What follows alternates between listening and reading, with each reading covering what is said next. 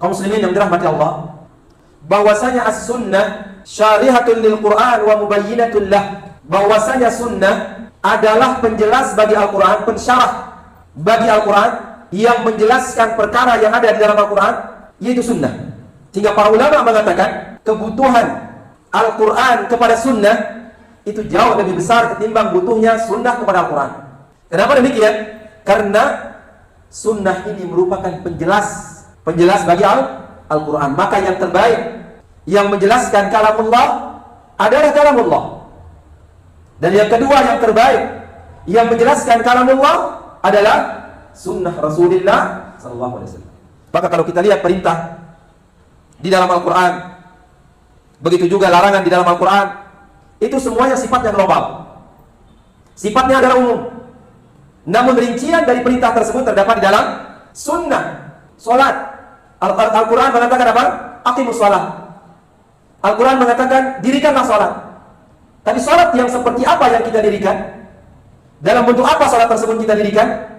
Itu semuanya dijelaskan di dalam sunnah. Bagaimana kita takbir? Semuanya detail.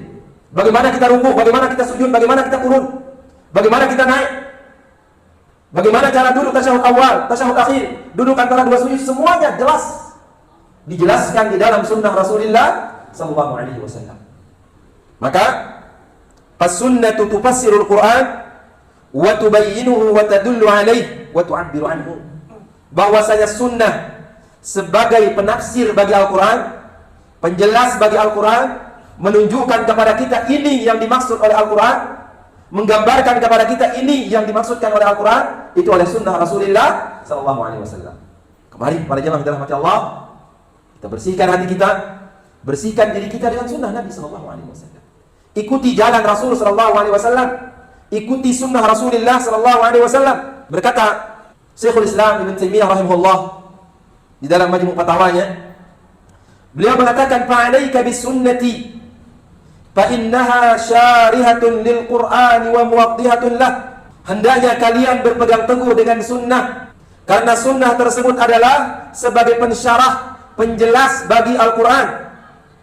Bal qad qala al-imam Abu Abdillah Muhammad ibn Idris Asy-Syafi'i rahimahullah, bahkan sudah diungkapkan oleh al-imam, imam yang besar, mujtahidun mutlaq, al-imam Abu Abdillah Muhammad ibn Idris Asy-Syafi'i, atau yang kita kenal dengan Imam Syafi'i rahimahullah. Apa kata beliau? Kullu ma hakama bihi Rasulullah sallallahu alaihi wasallam bahwa mimma fahimahu min al-Qur'an. Semua apa yang diputuskan, yang dihukum, diberikan suatu hukum, keputusan hukum.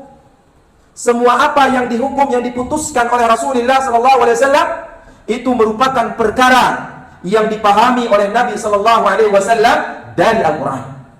Di apa saja itu? Dari sunnah-sunnah Rasul sallallahu alaihi wasallam, itu semuanya sesuatu yang dipahami oleh Rasulullah sallallahu alaihi wasallam dari Al-Quran. Maka ketika ada seorang yang bertanya tentang mentato dan ditato, mencabut alis, menyambung rambut dan lain sebagainya, maka dikatakan oleh seorang sahabat, kalau tidak salah Abdullah bin Mas'ud radhiyallahu anhu, dikatakan kepadanya itu ada di dalam Al-Quran. Maka orang itu mencari di dalam Al-Quran. Kemudian dia kembali lagi dan mengatakan, sudah saya cari dari awal sampai akhir, di dalam Al-Quran tidak aku temukan hukum yang menjelaskan tentang hukum mencabut alis, hukum menyambung rambut, hukum mentato dan ditato. Tidak ada. Apa kata Abdullah bin Mas'ud radhiyallahu anhu? Ada. Kalau ada, mana dia? Kemudian dia membaca firman Allah Subhanahu wa taala, "Wa ma atakumur rasulu fakhudhuhu wa ma nahakum anhu fantahu." Itu dia. Apa yang dibawa kepadamu oleh Rasul sallallahu alaihi wasallam, ambil dia. Dan apa yang kamu dilarang, tinggalkan.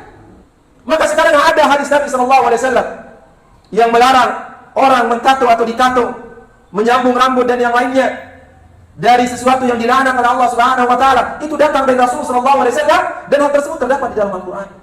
Allah di dalam Al-Quran yang memerintahkan kita untuk menerima semua apa yang datang dari Rasulullah SAW, dan kita meninggalkan semua apa yang dilarang oleh Rasulullah SAW.